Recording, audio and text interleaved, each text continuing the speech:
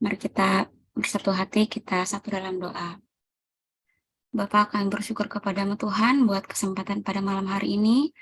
Engkau telah mengumpulkan kami lewat Zoom ini Tuhan. Kami percaya bahwa dimanapun kami berada pada saat ini, Engkau hadir menemani kami Tuhan, karena Engkau tidak terbatas oleh ruang dan waktu. Dan Tuhan Yesus, pada hari ini kami akan mendengarkan dan merenungkan sebagian dari firman-Mu Tuhan. Hanya Engkau memberikan Roh Kudus-Mu kepada kami agar apa yang kami akan pelajari pada malam hari ini dapat kami mengerti dan dapat kami lakukan dalam kehidupan kami sehari-hari. Terima kasih Tuhan, ini doa kami dalam nama Tuhan Yesus. Haleluya. Amin. Baik, shalom semuanya. Halo. Halo. Shalom. Shalom. Assalamualaikum.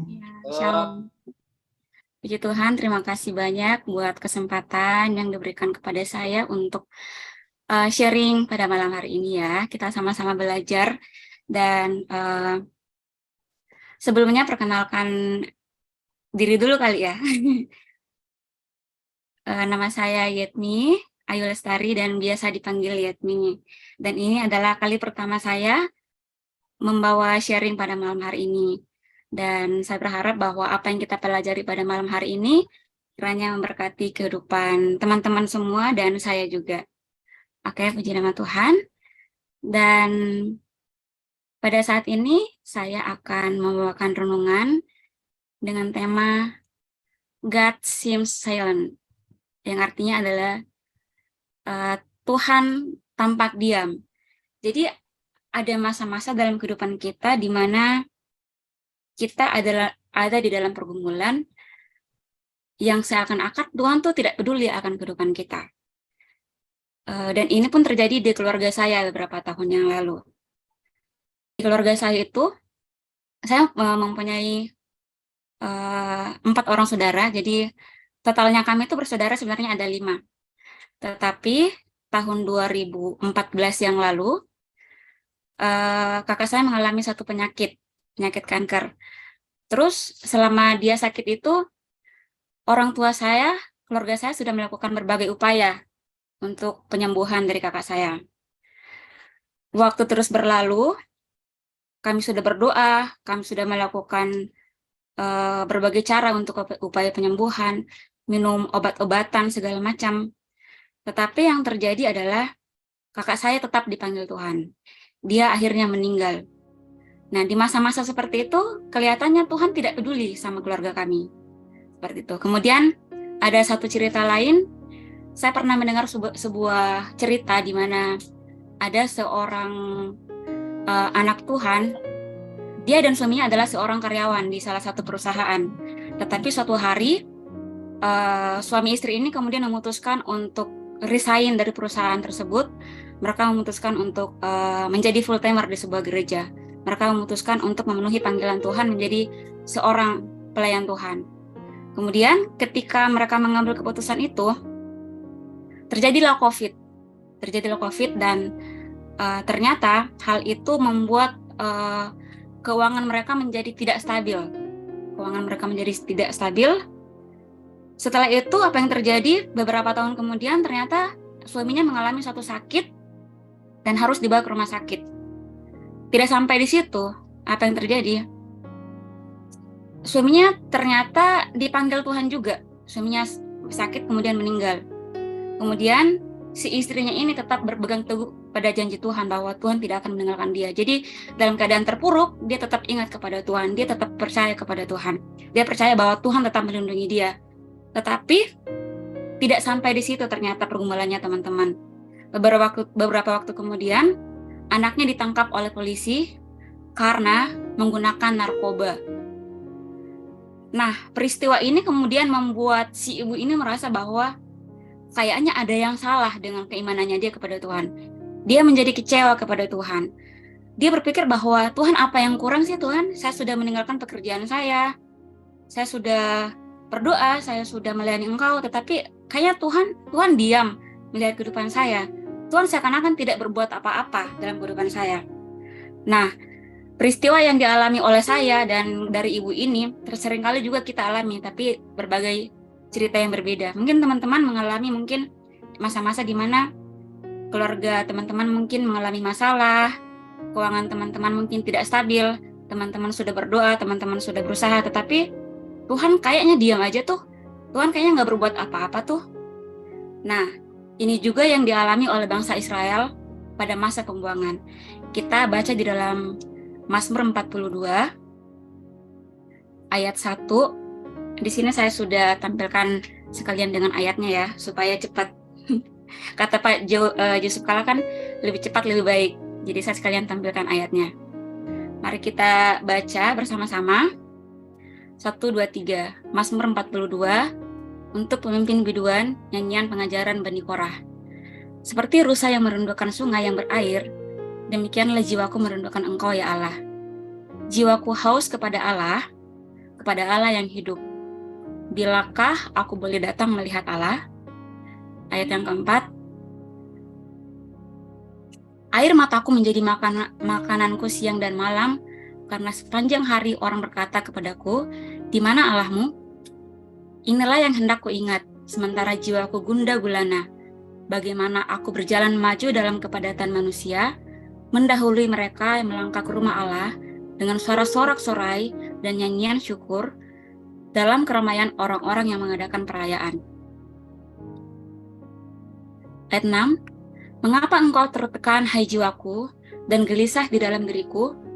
Berharaplah kepada Allah, sebab aku akan bersyukur lagi kepadanya, penolongku dan Allahku. Nah, kita akan belajar ayat ini dari Mazmur 42 ayat 1-6. Kita melihat bahwa ternyata nyanyian ini ditulis oleh Bani Korah. Nah, siapakah Bani Korah ini?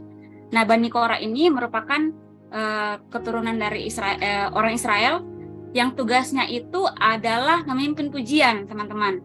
Jadi pada waktu itu orang Israel setiap kali akan mengadakan upacara, baik itu upacara korban dan sebagainya, ada Bani Korah yang istilahnya tuh worship leader ya kalau sekarang ya. Mereka memimpin umat Allah dengan nyanyian syukur ke rumah Allah, itu di ayat 5. Kemudian kalau kita melihat di latar belakang ayat ini, ada berbagai macam tafsiran mengenai latar belakang ayat ini.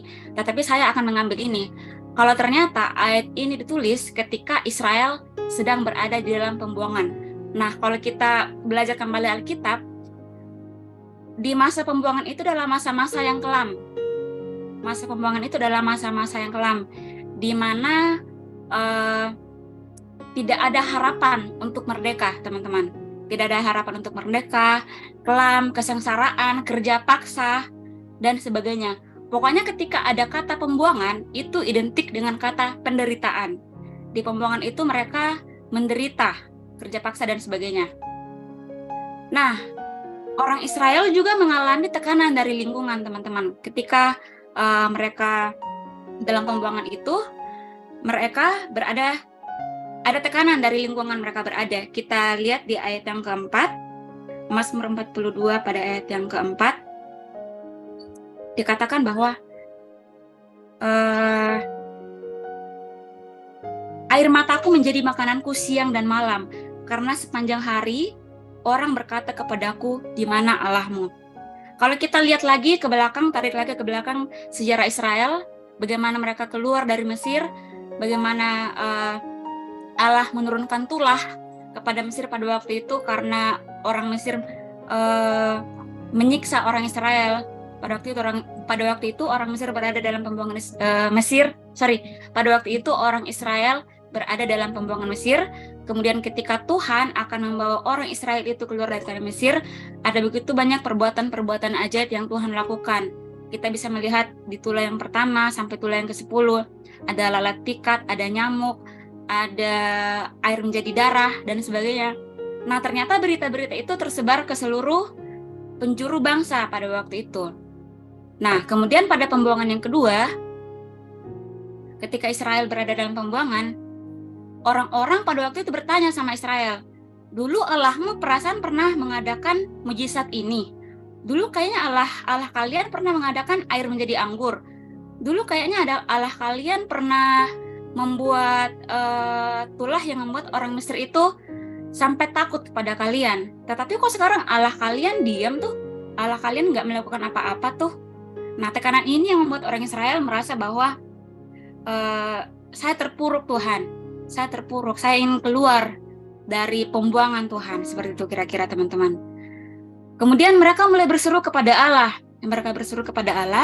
namun Allah tidak mengindahkannya. Di ayat yang ketiga, jiwaku haus kepada Allah, kepada Allah yang hidup. Bilakah aku boleh datang melihat Allah? Nah, mereka berseru kepada Tuhan, mereka berdoa kepada Tuhan, namun Allah tidak mengindahkannya. Allah seakan-akan diam melihat penderitaan mereka.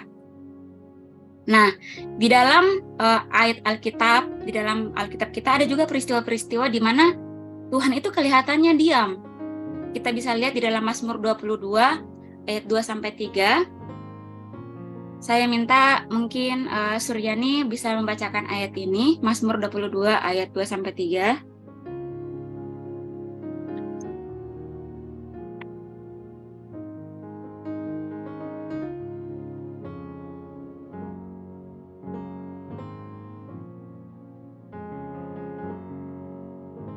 Bisa Kak Suryani? Bisa. Mazmur 22 ayat 2-3. Allahku, Allahku, mengapa engkau meninggalkan aku? Aku berseru, tetapi engkau tetap jauh dan tidak menolong aku. Allahku, aku berseru-seru pada waktu siang, tetapi engkau tidak menjawab, dan pada waktu malam, tetapi tidak juga aku tenang. Baik, terima kasih Kak.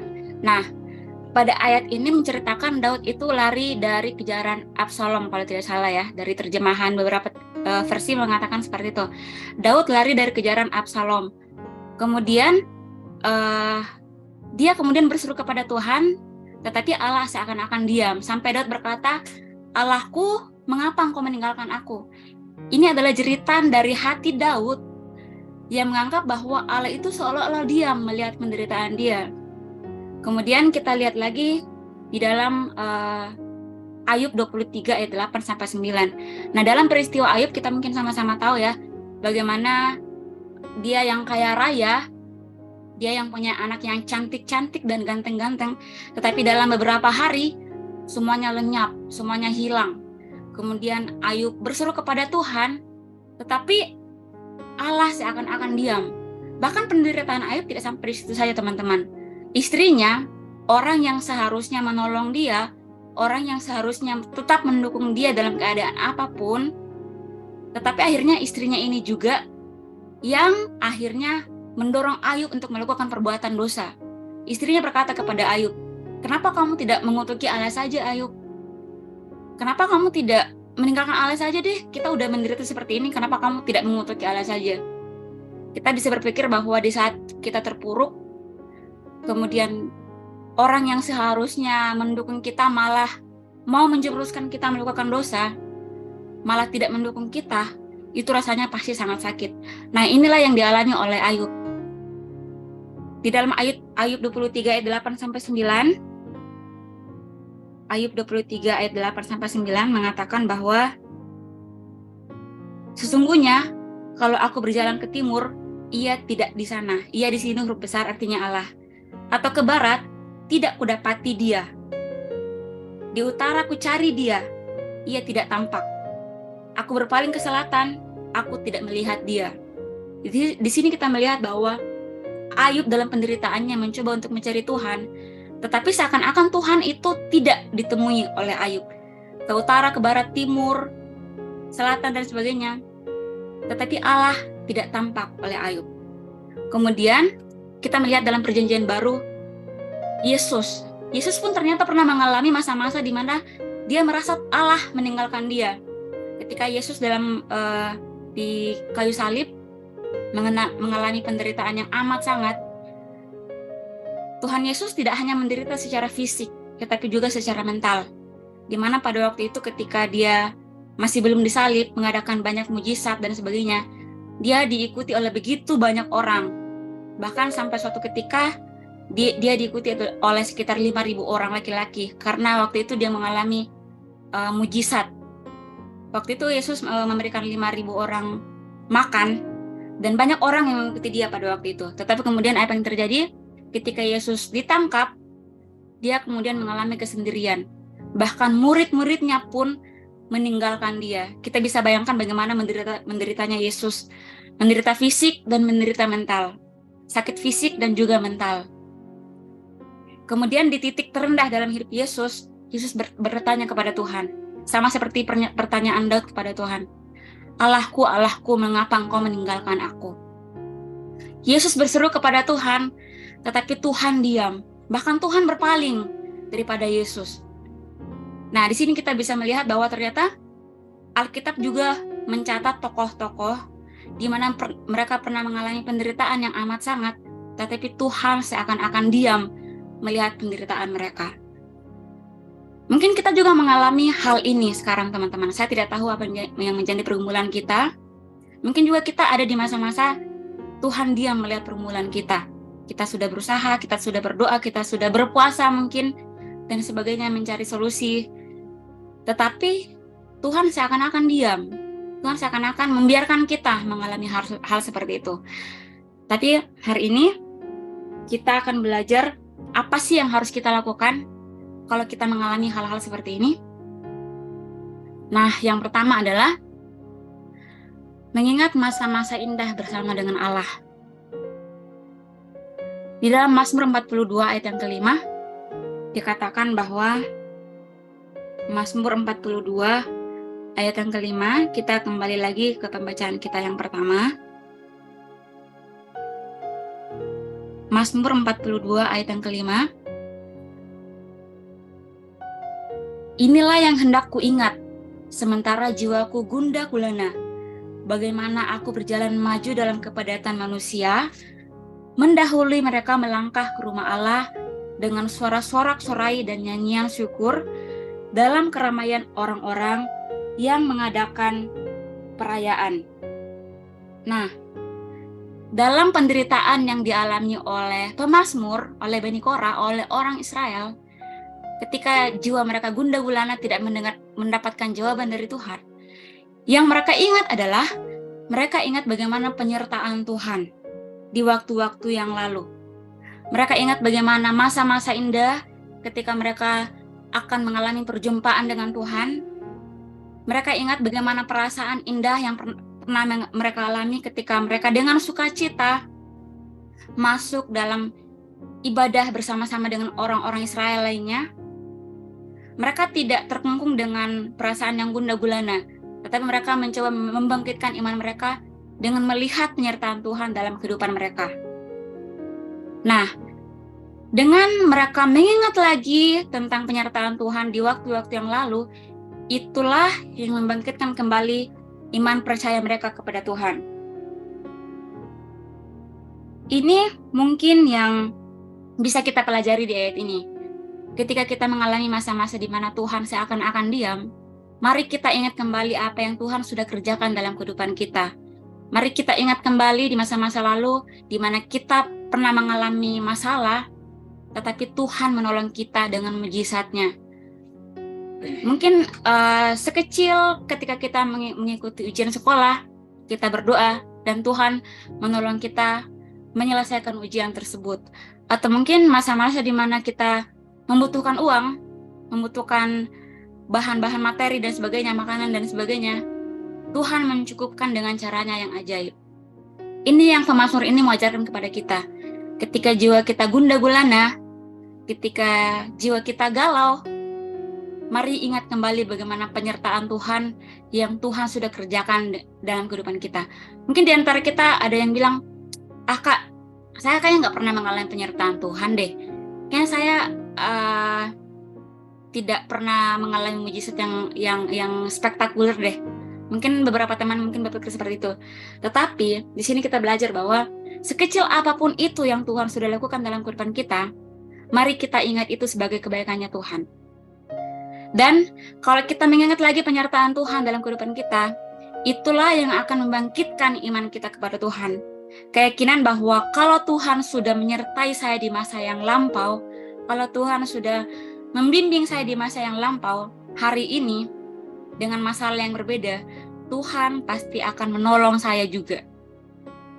inilah yang menjadi pembelajaran kita yang pertama pada malam hari ini.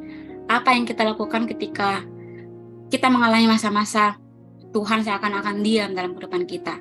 Dan yang kedua adalah mengendalikan perasaan dengan pikiran. Mazmur 42 ayat 6a dikatakan bahwa mengapa engkau tertekan hai jiwaku dan gelisah di dalam diriku, berharaplah kepada Allah. Nah, ketika kita mengingat lagi penyertaan Tuhan dalam kehidupan kita, ketika kita di masa yang lampau mengalami suatu masalah dan Tuhan dengan caranya yang ajaib membuat kita keluar dari masalah tersebut, kita menegur jiwa kita. Sama seperti pemazmur mengatakan bahwa mengapa engkau gelisah, hai jiwaku? Mengapa engkau gelisah? Kalau Tuhan sudah membuat saya atau membawa saya sejauh ini, itu berarti bahwa penyertaan Tuhan itu akan senantiasa saya rasakan dalam kehidupan saya. Dia menyadari bahwa ia tidak boleh dikuasai oleh pikirannya sendiri. Nah, kalau kita perhatikan lagi, kita melihat bahwa pemazmur ini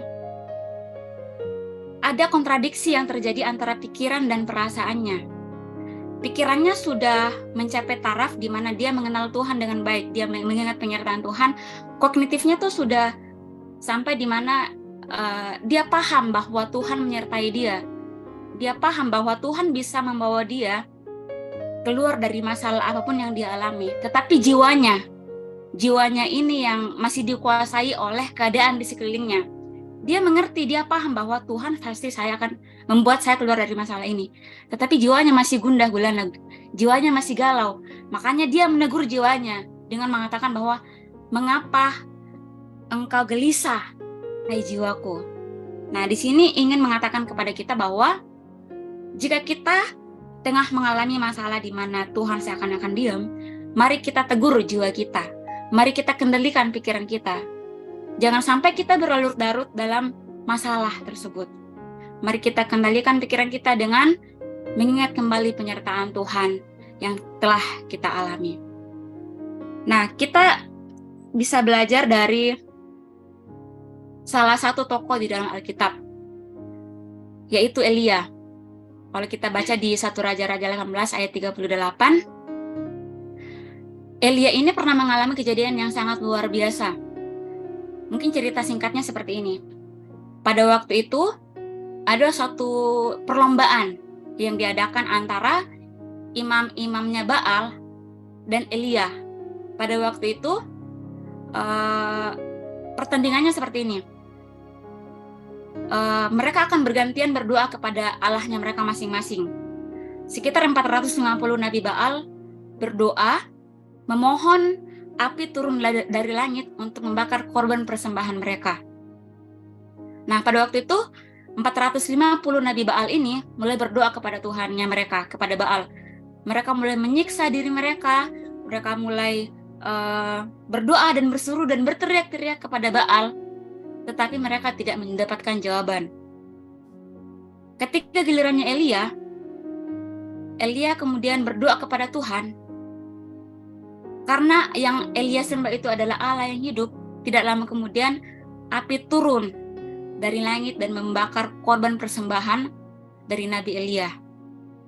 Nah, melihat hal tersebut membuat Elia berani untuk membunuh 450 Nabi Baal tersebut di dalam 1 Raja-Raja 18 ayat 40. Kemudian apa yang terjadi setelah itu? Ketika Isabel mendengar bahwa Elia ini sudah membunuh 400 Nabi Baal, Isabel menjadi marah pada waktu itu, teman-teman. Kemudian apa yang terjadi? Ketika Elia ini mendengar bahwa Isabel marah, dia menjadi takut dan melarikan diri. Nah, ini merupakan peristiwa yang sangat kayak bisa dibilang lucu. Bisa dibilang lucu karena apa?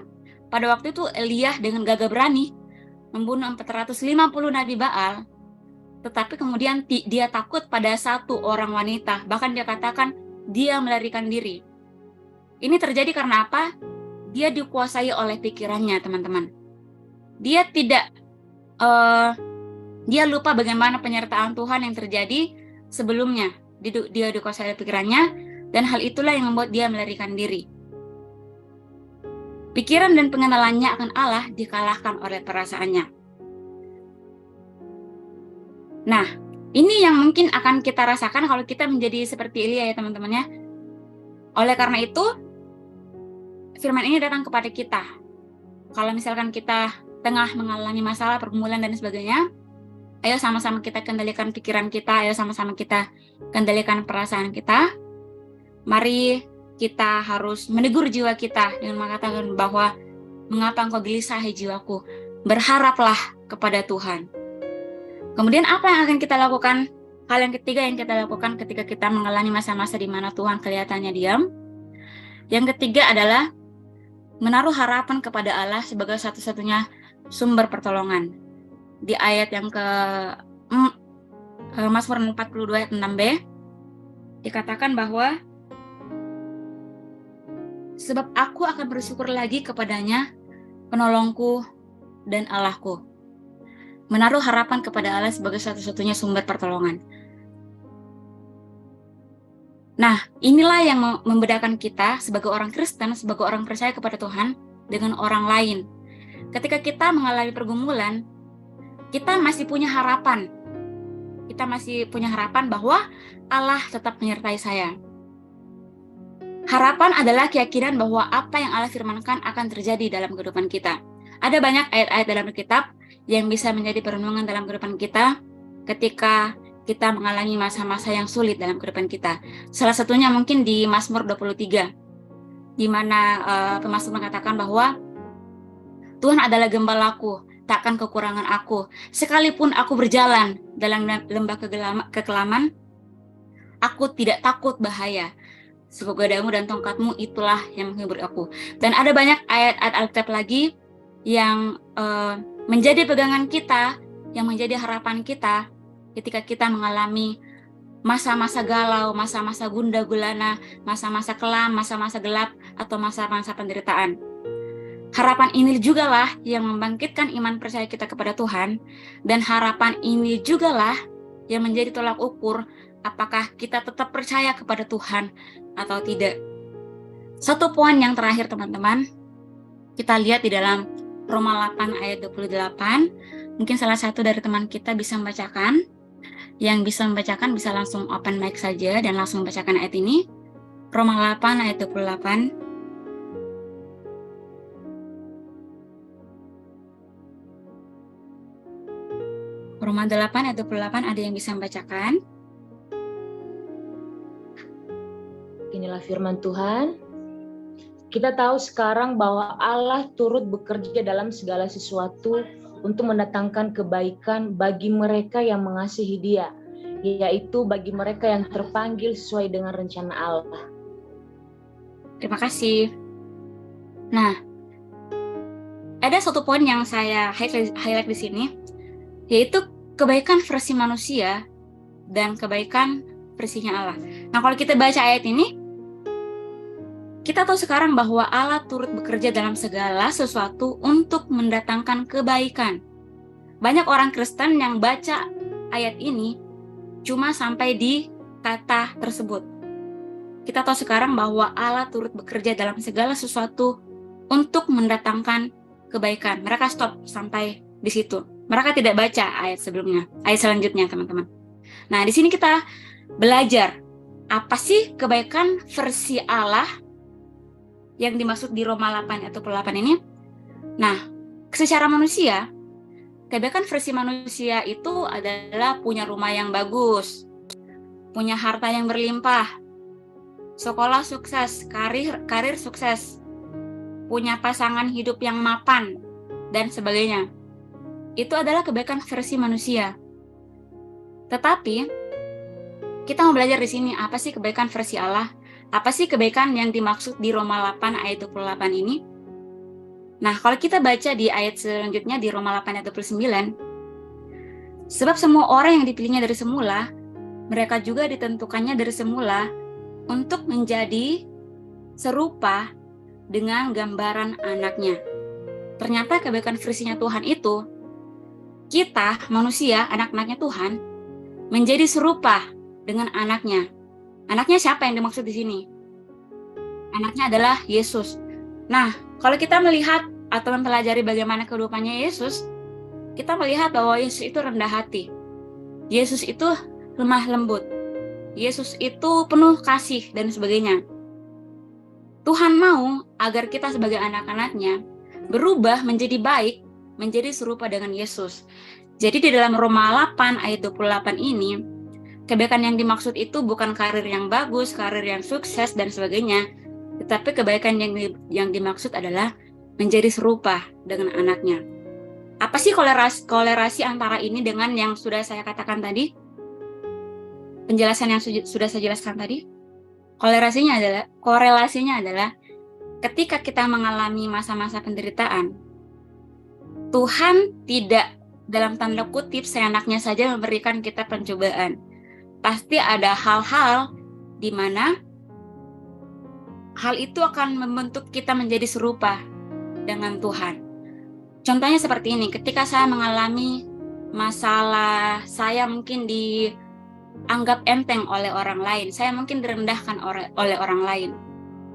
Kemudian saya berdoa kepada Tuhan, tetapi Tuhan seakan-akan diam. Yang saya bisa pelajari adalah, mungkin Tuhan mau mengajarkan kepada saya apa artinya rendah hati. Sama seperti Tuhan Yesus yang rendah hati, Tuhan mau mengajarkan saya apa artinya rendah hati. Makanya Tuhan, Allah Bapa mau membawa saya kepada situasi seperti itu, karena Dia mau mengajarkan kepada saya tentang apa artinya rendah hati. Atau mungkin suatu saat mungkin saya akan mengalami masalah di mana saya ditegur oleh atasan, seperti itu. Ditegur oleh atasan di depan banyak orang. Saya akan berpikir bahwa apa sih maksud Tuhan? Kenapa Tuhan membawa saya ke dalam masalah seperti ini? Mari kita berpikir dengan cara berpikir seperti ini. Apa sih yang Tuhan mau dalam hidup saya? Oh, mungkin kalau misalkan saya ditegur secara langsung seperti ini di depan banyak orang, mungkin Tuhan mau membentuk hidup saya agar saya menjadi orang yang lemah lembut, mudah diatur, dan sebagainya. Nah, ini juga yang harus kita pelajari teman-teman. Jadi, satu hal yang harus kita tahu bahwa ketika Tuhan membawa kita dalam satu pencobaan, dalam satu masalah, pasti ada maksudnya Tuhan. Dan maksudnya Tuhan itu pasti akan menjadikan kita serupa dengan anaknya. Seperti itu teman-teman. Jadi, di dalam Roma 8 ayat 28 mengatakan bahwa kita tahu sekarang bahwa Allah turut bekerja dalam segala sesuatu. Segala sesuatu itu, baik masalah, pergumulan, dan sebagainya, itu akan mendatangkan kebaikan dalam hidup kita. Kebaikan versinya siapa? Kebaikan versinya Tuhan. Kebaikan versinya Tuhan itu yang bagaimana? Kebaikan versinya Tuhan itu dia menjadikan kita serupa dengan anaknya dari segi rohani. Menjadikan kita mungkin jadi lemah lembut, rendah hati, penuh kasih, dan sebagainya. Nah, demikianlah firman Tuhan pada malam hari ini.